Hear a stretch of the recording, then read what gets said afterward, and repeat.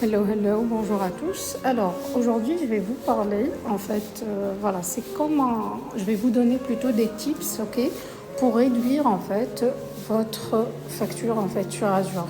D'accord, je sais très très bien que, voilà, tout le monde est d'accord pour tout ce qui est, voilà, bénéfice d'aller vers le cloud. Donc, tout le monde est d'accord pour, voilà, tout ce qui est gain en termes de time to market, tout le monde est d'accord pour tout ce qui est scalabilité, mais on n'est pas d'accord sur le coût du cloud, d'accord. Et si votre facture, elle explose, c'est parce que tout simplement, en fait, voilà, vous n'avez pas une stratégie FinOps qui est claire et qui permet en fait effectivement de réduire votre facture.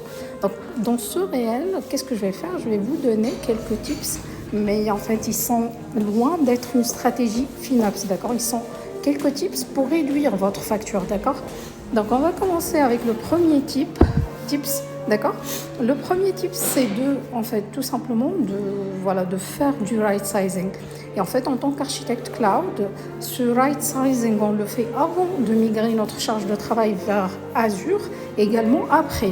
Avant la migration, ça va être une estimation, d'accord, une approximation, mais surtout, si votre charge, elle est sur Azure, ça va être, voilà, grâce à Azure Monitor et Azure en fait Advisor, on pourra en fait repérer la consommation réelle de la ressource et ajuster et faire du right sizing après, d'accord. Donc ça c'est le tips numéro 1.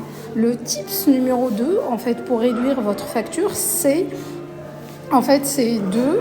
voilà, d'utiliser tout ce qui est reserved instance, surtout dans un environnement de prod.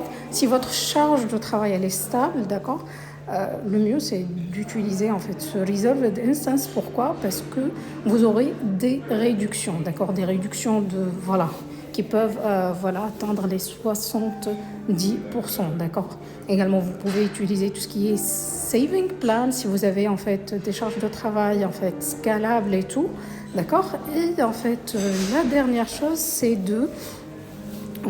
si vous êtes dans un environnement de dev, ça sert à rien de laisser en fait des ressources allumées le soir si on est dans un environnement de dev ou bien de test.